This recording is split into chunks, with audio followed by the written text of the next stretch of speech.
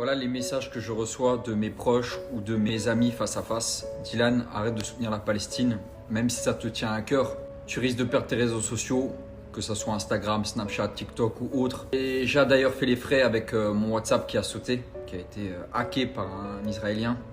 Mais que vaut la vie des Palestiniens? La vie des Palestiniens, elle ne vaut pas un réseau social.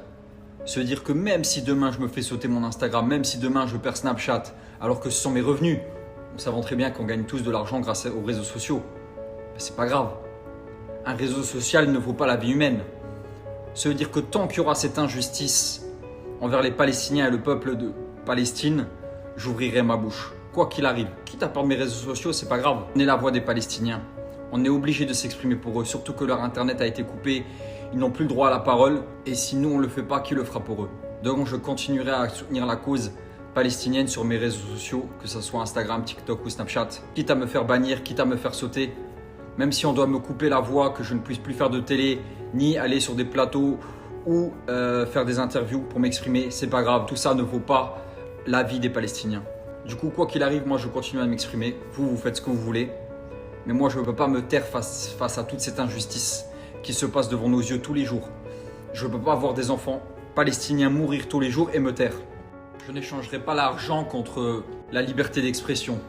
La liberté d'expression n'a pas de prix, surtout en France, je parle français. Par rapport à ce qui se passe en France, quand on entend que la France c'est liberté, égalité, fraternité, c'est écrit partout. Liberté, les Palestiniens ou ceux qui soutiennent la Palestine n'en ont pas du tout. Vu que quand on soutient la Palestine, on peut pas, on n'a pas le droit de manifester.